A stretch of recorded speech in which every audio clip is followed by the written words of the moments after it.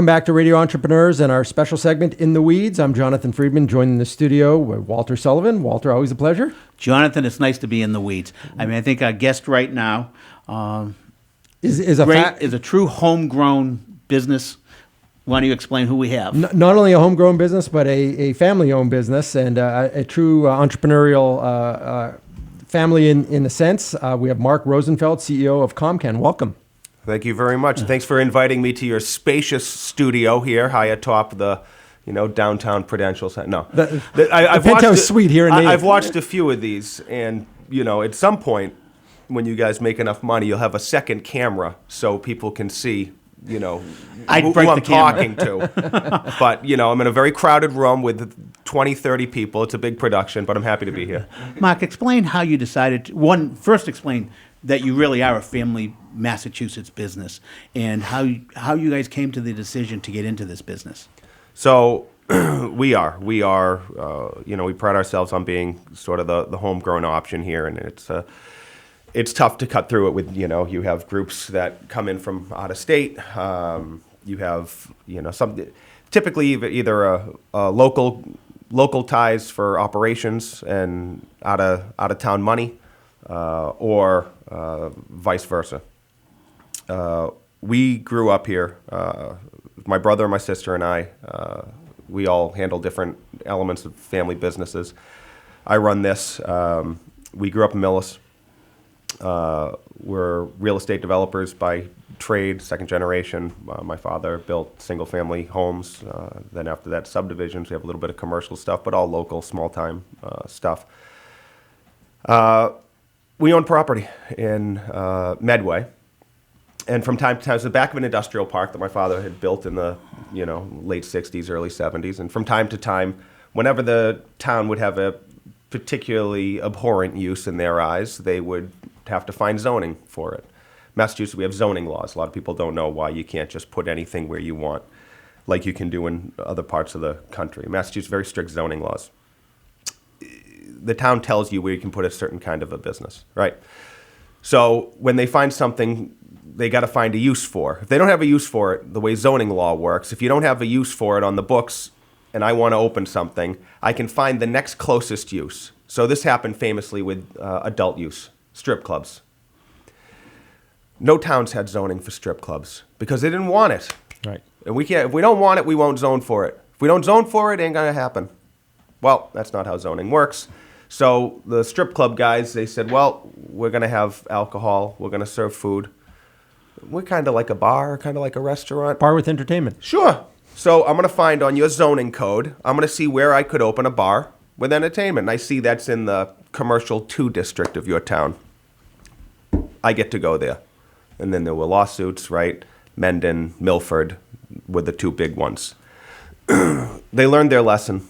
The passage of the Compassionate Care Act, medical use of marijuana program rolls out, and towns say, we got to get ahead of this. We need to find zoning. So they followed their lead, what they did with adult use, most of the towns. They said, we're going to find zoning for it. Let's put it where that happened. Tuck it away somewhere where nobody back can of the see industrial park on the edge of town. Hey, we got land in the back of an industrial park at the edge of town. So, years prior, we got a notice from the town. Congratulations, just want to let you know you're now zoned. You can open a strip club, adult use entertainment. We said, oh, that's good. We looked at each other. My brother, my sister, and I, we all run, we're all together every day. And we took it and we threw it away. Years later, we get another notice.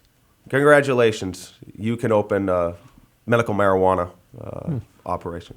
We said, hey, we can look at it. It's great. And we took it and we threw it away. Because how could you wrap your head around it?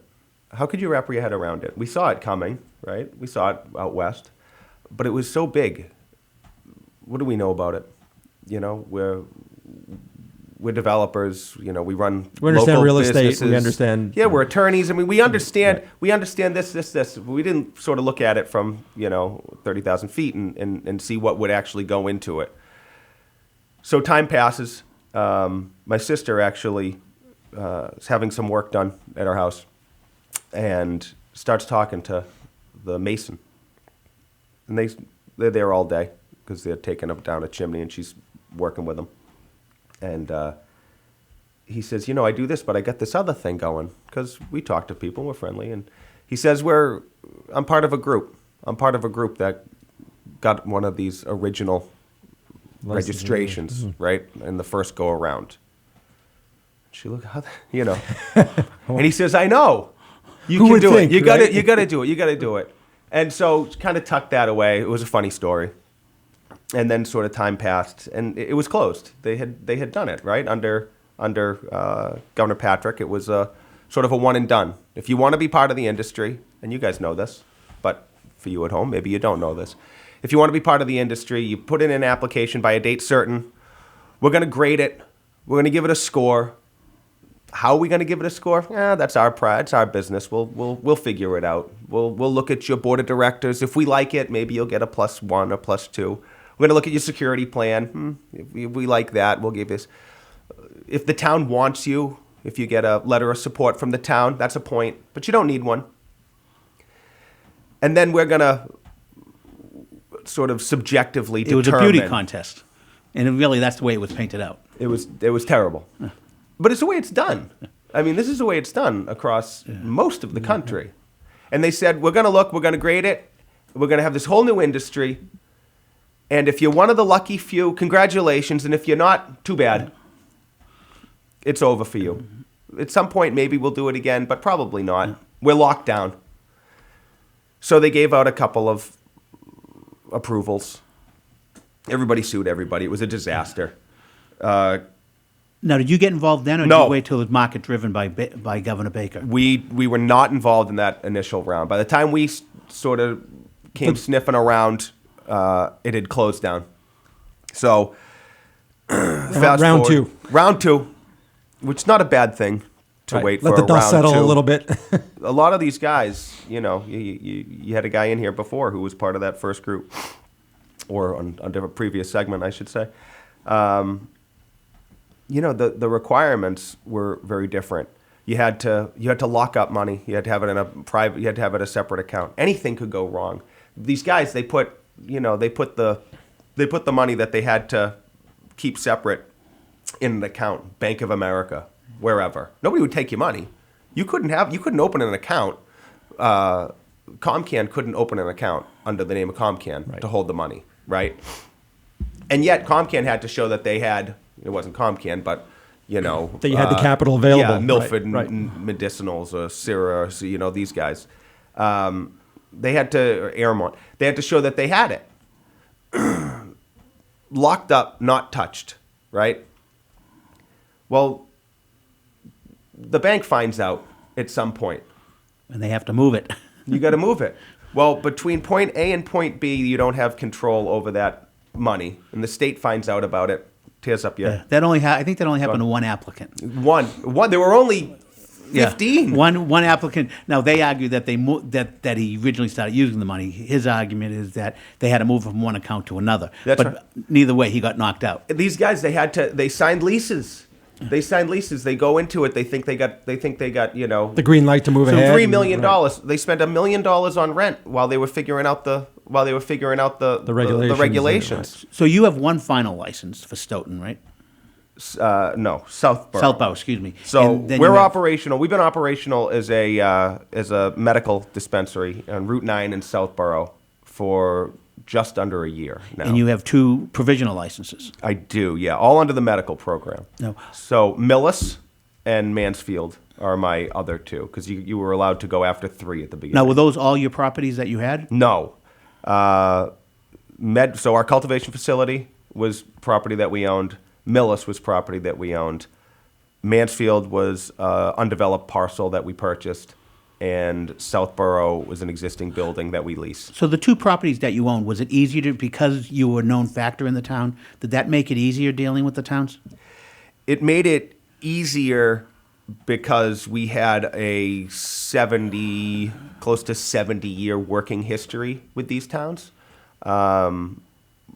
We didn't blow in from out of town, so there was a level of comfort maybe, but that was based on That's based on, 60, 70 years. Longevity and reputation and history and feeling Absolutely. comfortable, right? As Right. opposed It's not just suits 'cause- flying in and making it's a not just 'cause- presentation. Yeah, and it's not just because we've been there. Right. It's because we've been there and we've Been good part of the community, and we've good been good citizens. citizens for Yeah, the entire time. I explain to clients that, that the community's they have to get to know you, like you, trust you, and then they'll work with you.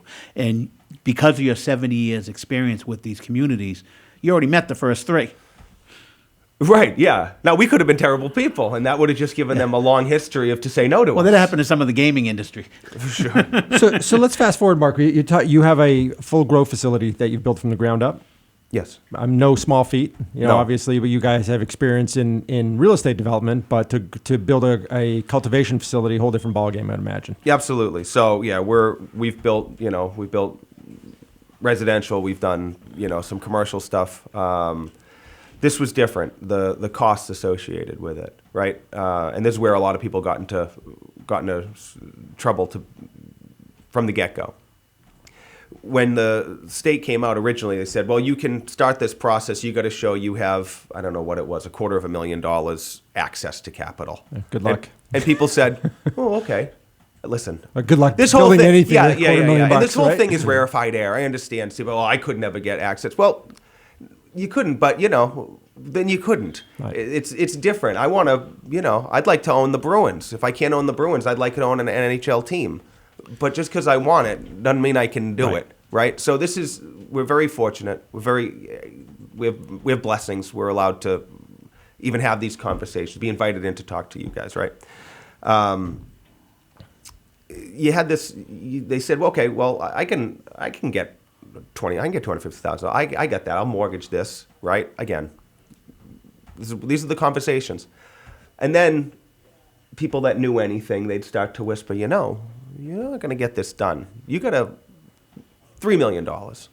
That was the number, $3 million. You need $3 million to build something and get up and going. Because the medical program, vertical integration, you guys know all about this. Vertical integration, great. You get to control the entire pipeline, start to finish. That's Ka-ching. good. Yeah. Well, it's just it's a barrier to entry, Sure. right? That's what it is. Sure, you got tight control over the whole thing, but it's impossible. It's impossible. It's possible, but it's difficult. Deep pockets and a lot of different expertise. For sure. Right. So, $3 million. Okay. So some of these guys, they went and they started. Okay. They got the $3 million. I can raise $3 million. I'm going to take some from you. I'm going to take some from you. They go. It's not $3 million. It's that all of a sudden is 6. 6 isn't enough. It's 8, 10, 12, 15. What am I going to do? I put my life savings into it. I raised from everybody. What am I going to do? And that's when that's when they started making the phone call, started answering the call, and the group started pouring in, the money, and the group started coming in. They come in as a friend, right? They approach you as a friend, right? I can help you out. Was that Goodfellas? There are no friends in business. This is Goodfellas, right? When they come for you, they come as your friend. You don't have access to capital. You don't have a bank. Nobody's going to lend you money. You've exhausted all your stuff. We can access. We can help you. We'll give you capital. You'll control it. Yep.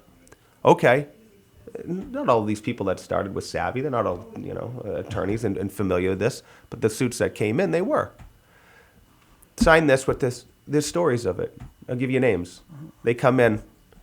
Well, they were the only one that would give us money. They don't have control. They need more money. Drove you value. People don't give you anything.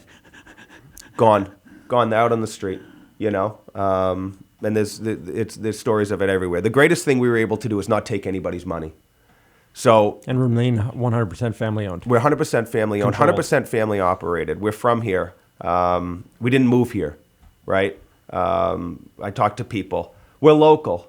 I said, oh, you're local? Yeah. Well, where'd you grow up? I grew up in upstate New York. My partner's from Wall Street, and this guy went to college in Western Mass. We're local. Okay. Well, you're from the East Coast. Right. That's good. Local of the Mississippi. I guess. I was born on the earth. We're from here. We're from Massachusetts. I grew up in Millis. When I went to talk to the people in Southborough and I say, I'm local. I'm from it. What? 3 towns over? Right. Well, you're not really from here. You're from Well, Millis. well, that's actually interesting, is that even 3 towns away, you're not local. Not if you're from Massachusetts, you're not. People from Massachusetts, if you're local, you're local. You're here. Same zip code. That's right. I was told once, somebody says, if you're a townie, if you drive down the road and everybody knows who you are. Well, that's not it. It's when you drive down the road and you know who everybody is. Because anybody might know who you are. So You drive down the road and I know your car and I know your truck and I know that license plate, even though it used to be on a Chevy. Now it's on. it's got a nice license plate, Jonathan. I do have a nice license plate. We won't give that out. But yeah. So anyway, we're local. We're local. So, Mark, tell us, and we need to wrap up, and we're going to have you back because there's so much to tell. But tell us a little bit about. So, fast forward now, you've got an operation that's up and running. Some of the lessons learned along the way. You need a lot of capital. You need.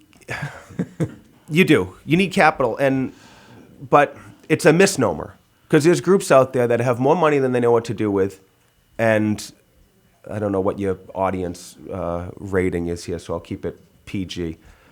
But they're a mess, right? They're very good at raising money. There are groups out there, they're on Series F, raised $40 million last year, right? They can't turn out a product. They're horrible. They got a bad facility, they got bad people, they have bad management, they got money. You know what they're good at? Raising money.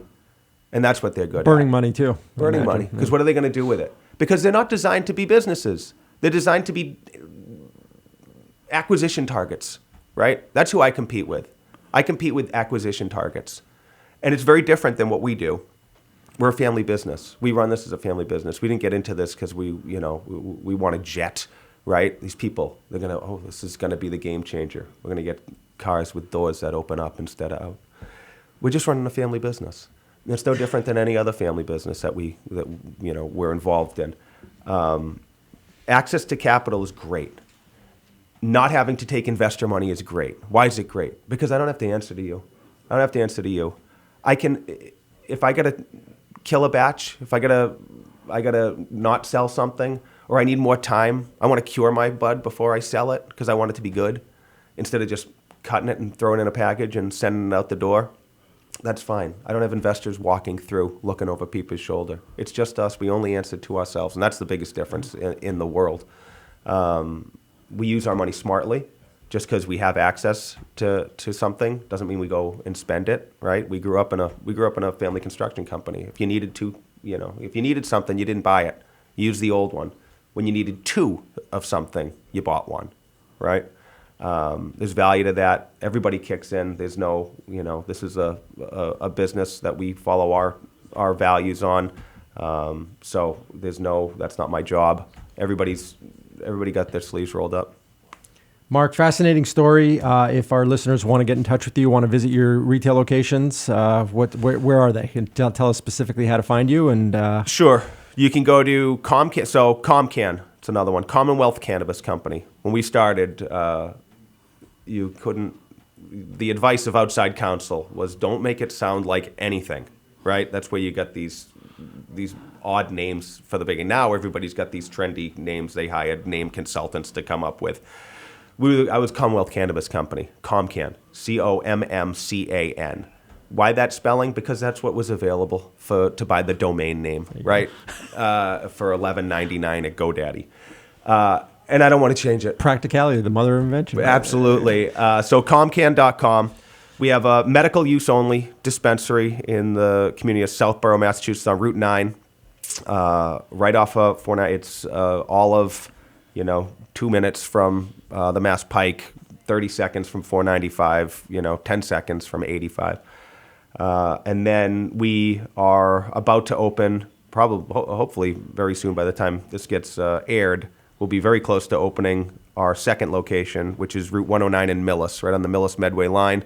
It's another new construction facility that'll be adult use and medical, both.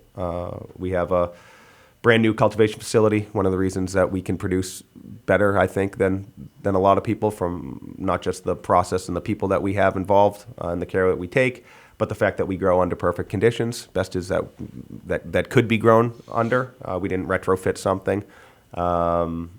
and we're, doubling the size of it as we speak. It was a 2-story facility. We're building out the second floor, and we're positioning ourselves to be there for people. Wonderful stuff, Mark. Wish you continued success. Congratulations on the new openings. Hope those are wildly successful as well. And as I said, we'll have to have you back and hear more of your story because it's a really fascinating story of entrepreneurship and, guiding your way through a new industry and taking all the history of your family and bringing it into a new opportunity. So really great stuff. Thank you very much. Our guest on this In the Weeds version of Radio Entrepreneurs has been Marc Rosenfeld, CEO of CommCan, and we'll be right back with another segment on Radio Entrepreneurs.